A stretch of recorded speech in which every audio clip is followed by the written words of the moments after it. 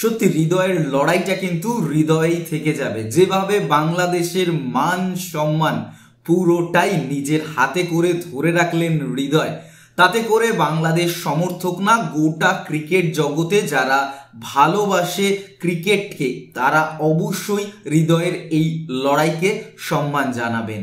এবং এই হৃদয় দুর্দান্তভাবে বাংলাদেশের 100 রানের মধ্যে গুটিয়ে যাওয়ার কথা ছিল, সেটাকে কিন্তু নিয়ে গেলেন 228 রানে, অর্থাৎ ভারতের সামনে 229 রানের টার্গেট। আসুন ছোট্ট করে একটু ডিসকাশন করা যাক আজকের ম্যাচে প্রথম ব্যাট বাংলাদেশের এবং সেখানে কি ঘটলো।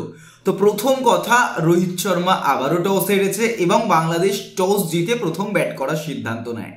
চোট কাটিয়ে বহুদিন পর ফিরেছে মোহাম্মদ শামি এবং ফিরেই 5-5টা উইকেট নিয়েছে। গম্ভীর লবির কথা উঠছিল, যেখানে আর্শদীপ সিংকে বাদ দিয়ে নিয়ে আসা হয়েছে হর্ষিত রানাকে।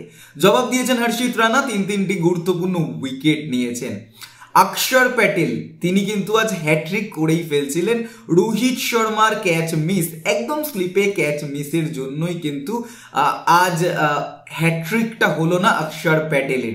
এবং অন্যদিকে দাঁড়িয়ে আমরা যে হৃদয়কে নিয়ে এত কথা বলছি বা এত প্রশংসা কুড়াচ্ছি, সেখানে কিন্তু হৃদয় হোক বা জাকির হোক তাদের জুটিটা কিন্তু দাঁড়াতো না, বা 228 রান করতে পারতো না বাংলাদেশ। 100 রান কি 70 রানের মধ্যে গুটিয়ে যাওয়ার সম্ভাবনা ছিল, কারণ যেভাবে বাংলাদেশের উইকেটের পতন ঘটছিল। সেখানে দাঁড়িয়ে easy catch miss Rohit Sharma এবং হার্দিক পান্ডিয়ার, যার কারণেই কিন্তু আজকে এই এত বড় রানের একটা টার্গেট যেটা বাংলাদেশ সেট করতে পারতো না, সেটা সেট করেছে কিন্তু। এবং দুর্দান্তভাবে আজকের ম্যাচটাকে অক্ষর প্যাটেল এসে যেভাবে ঘুরিয়েছেন এবং মোহাম্মদ শামি, হর্ষিত রানারা যেভাবে শুরু করেছেন, তাতে কোনো প্রশংসাই কম যায় না। যেখানে দাঁড়িয়ে মোহাম্মদ শামিকে আনফিট বলা হয়েছিল, সেখানে 5-5টা উইকেট নিয়ে ঈশ্বরকে ধন্যবাদ জানালেন। এবং এত সহজ ক্যাচ মিস রোহিত শর্মার, তিনি কিন্তু রীতিমতো হাত জোড় করে ক্ষমা চাইলেন অক্ষর প্যাটেলের কাছে, কারণ তিনি জানেন কি ভুলটাই করেছেন।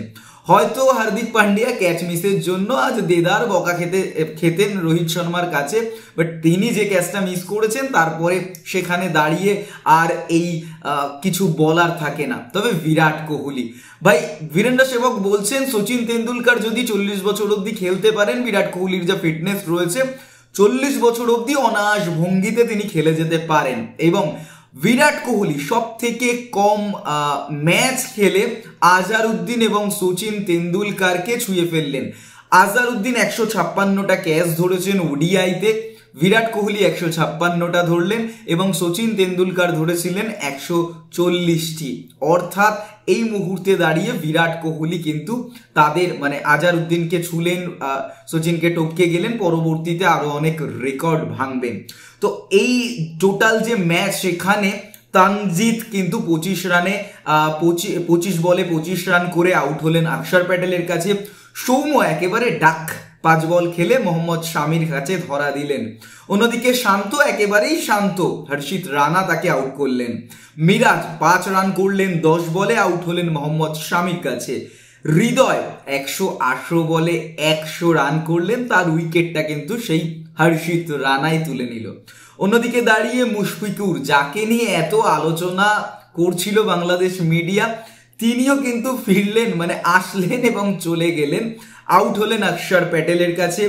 জাকের ইনিও কিন্তু যথেষ্ট গুরুত্বপূর্ণ একটা ইনিংস এবং হৃদয়ের সাথে বিল্ড করলেন একটা ভালো পার্টনারশিপ। তিনি কিন্তু 114 বলে 64 রানের একটা ইনিংস খেললেন এবং মোহাম্মদ শামির হাতে আউট হলেন। অন্যদিকে দাঁড়িয়ে রিয়াদ 18 করলেন 12 বলে, আউট হলেন হর্ষিত রানার হাতে। তানজিম তিনি কিন্তু আউট হলেন 4 বলে 0 রান করে মোহাম্মদ শামির কাছে। তাসকিন তিনি কিন্তু 3 রান করলেন 6 বলে, মোহাম্মদ শামির কাছে আউট হলেন। পরবর্তী ব্যাট করতে নেমে ভারত কেমন পারফরমেন্স করে সেটাই দেখার পালা। তোমাদের কি মনে হচ্ছে অবশ্যই কমেন্ট বক্সে কমেন্ট করে জানাবে। তুমি যদি ক্রিকেট সমর্থক হয়ে থাকো তাহলে অবশ্যই ভিডিওটা লাইক করবে, পরবর্তী আপডেটগুলো যাতে তোমাদের কাছে খুব সহজে পৌঁছে যায়।